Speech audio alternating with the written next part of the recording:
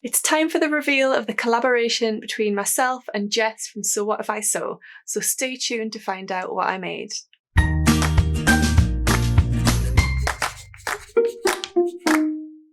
Hi everyone, my name's Tamlyn and this is Sewn on the Tyne, and I'm here today with a long overdue video. So 3 months ago I released a video which was a collaboration with the lovely Jess from So What If I Sew, and we decided to do a one fabric, two ways collaboration.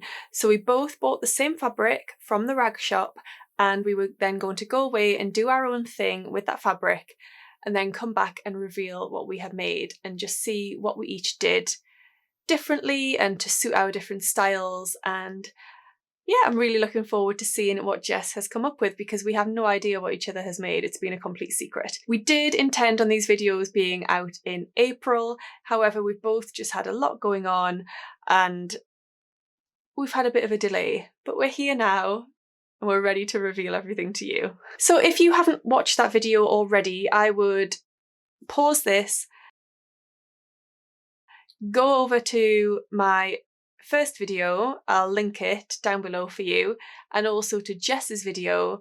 Watch those first and then come back and watch our reveal videos, because in the first video we talked about the fabric and our plans or thoughts and ideas about what we might make with it.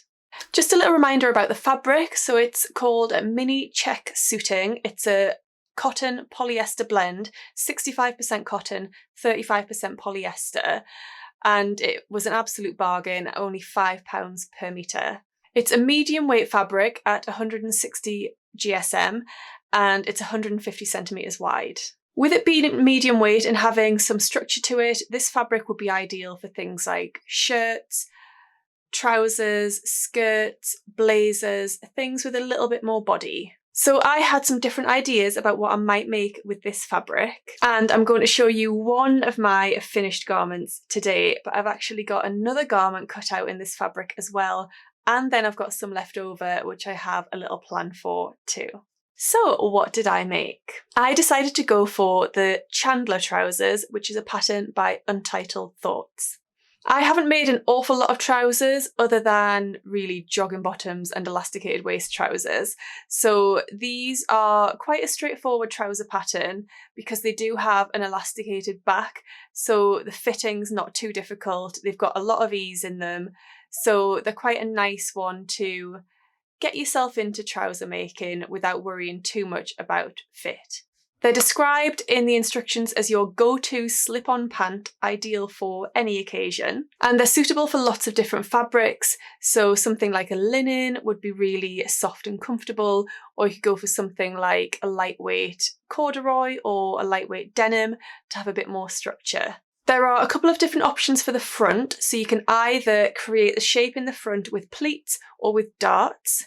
And then it's got an elasticated back, as I mentioned already. You can do a faux fly at the front. You can add cuffs at the bottom and you can make them as shorts as well. So there's lots of different options there to play around with. The pattern is available in US sizes 0 to 30, which is UK sizes 4 to 34. So in inches, the smallest size in this pattern is a 34-inch hip and the largest size is a 58-inch hip. So when I looked at this pattern and was deciding which size to go for, I actually fell across 3 different sizes, which was F, G and H. I fell just between the F and the G for my waist measurement, and then I fell into the H for my hip measurement. But what I did was I looked at the finished garment measurements, and there's so much ease in this pattern. Obviously the waist is brought in a lot with the elastic, and there's plenty of room at the hips as well. So I decided I was happy with the ease at the G size, so that's the one that I went for, just a straight size G all over. It says the pattern is drafted for somebody who is 5 foot 8 inches tall. Now I'm actually 5 foot 6, just shy of 5 foot 6, but I didn't decide to shorten the length. I just decided to keep them as they were, and I thought I could always hem them a little bit deeper if I decided I wanted to take some more off the legs, but I didn't need to do that in the end. I had 2 meters of this fabric. Well, I had 2 lots of 2 meters, so 2 meters for the trousers, and then I got another 2 meters, which is for the other garment I'll mention a little bit later. So 2 meters was absolutely plenty for making these trousers, and I do have some left over, and I'm going to make some matching trousers for Taylor. Either trousers or dungarees, I haven't quite decided yet, but I've got enough for either of those. So that's really exciting. So yeah, 2 meters was absolutely plenty for my size. This fabric doesn't have a directional print, so it was really great for cutting out. It meant I could put some pieces upside down and just save on fabric a little bit there as well. This fabric behaved so well. So I washed it as normal before I started, just at 30 degrees, which is what I always tend to wash my fabrics at, and washed absolutely fine, didn't fray in the wash. That was all great. When it came to pressing before I cut out, it pressed beautifully with the iron, and then cutting out was just an absolute breeze because it's nice and stable. It didn't shift around at all. I just put a few pins in here and there, and yeah, it was an absolute breeze. The instruction booklet for these trousers is really detailed and there's loads of extra information in it, so I was really happy with the instruction booklet. There were a couple of typos here and there, little spelling errors, and I was just sort of a bit surprised by that, because I think if something's gone through the testing process and been tested by lots of different people, I'm surprised that spelling errors or typos haven't been picked up.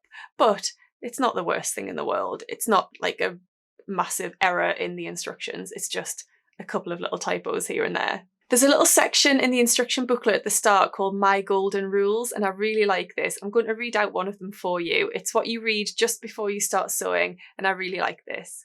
Well, there's a few that I like, but in particular, lastly, be easy on yourself. Sewing is supposed to be fun, not stressful. Just think of this project as your first pancake. The first pancake never comes out perfectly, but you still love it regardless. Plus, you learn how to make that second pancake even better after you get through your first try. So I thought that's just a really lovely attitude to start off with, and sort of boosted my confidence going into this make. I decided to go for the pleated front option. I just quite liked the look of that.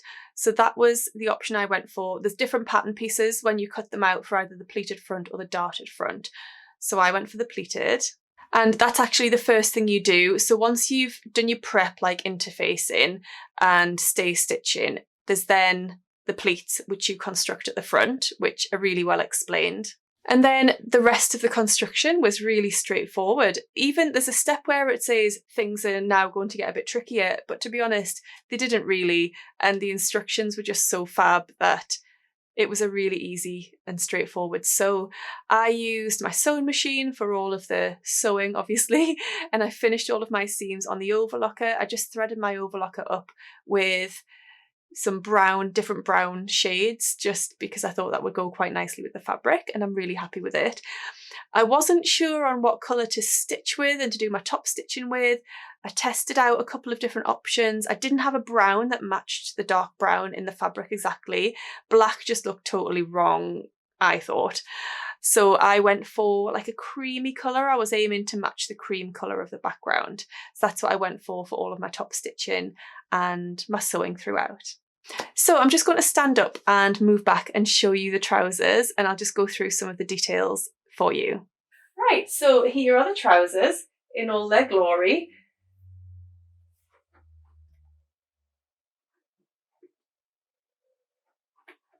You can see I've just got a belt on here with them. So if I take the belt off, I can just go through some of the features with you.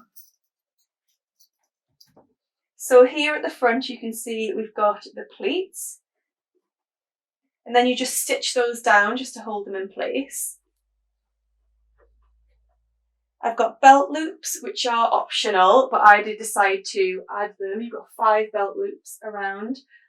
Then you've got the elasticated back, which you can decide to top stitch that elastic down or not, and I did decide to do that just so it didn't twist and just to hold it in place a bit more. So I've top stitched 3 times through that elastic. Then at the bottom you have the option of either hemming by just turning under twice, or you can turn to the outside twice to create a cuff, which is what I decided to do, as I like that look. They've got pockets, as you can see, and you can see here that they are quite high-waisted. So the bottom of my rib cage is here, and then this is where the trousers come up to. I've pulled them up that high, but that's where they sit quite nicely, I think. My belly button, tummy button is just there, to just give you an idea, but that is my natural waist there. And I just absolutely love them.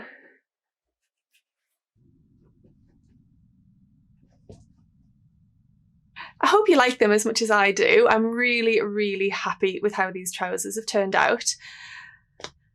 The reason I decided to go for trousers was I'm going back to work actually on Monday, the 7th of June, for 6 weeks, and I just thought some nice new work trousers would come in really, really handy. My body has changed since being pregnant and having Taylor, so I don't really have any work appropriate trousers already, so I really needed some. So these are going to come in really handy. I wouldn't wear this top for work, it's a little bit too skimpy. I'll wear something a little bit more covered up, but I think these trousers are going to be great, and they're so comfy as well, and they feel really cool as well. They don't feel like I'm going to get too hot in them, and I really like the smart but casual vibe that they have. So I'm really, really happy. I do actually want to make another pair so I can maybe alternate my work trousers, so I'm not wearing the same trousers every single day, which wouldn't be great. So I need to have a little look in my fabric stash and see what I've got, but I'm sure I've got some other fabric. I've got some linen actually that would make a really nice pair for the summer. So the other garment that I am making is actually the Heather Blazer by Friday Pattern Company, and you can buy those two patterns as a bundle on the Friday Pattern Company website. So when they did the publicity shots for the pattern, the Heather Blazer, one of their models was wearing the Heather Blazer and the Chandler pants as a trouser suit. So they came together and released that as a bundle that you could buy, and I bought that at the time. So I am going to be making the full suit, and I've cut out most of my blazer. I just came a little bit unstuck with the lining fabric because I started cutting out my lining and then didn't have enough for all the pieces. So that's kind of put a little bit of a break on that project for now. I'm not sure when I'll be able to pick that up again because I'm going to be a bit busy for the next few weeks working full time, but that will be made and I will be able to show you that at some point. So I will have a full suit at the end. So I am really looking forward to seeing what Jess has made. I'm sure she's made something absolutely gorgeous. I'm going to watch her video as soon as it's released, and I hope you do too as well.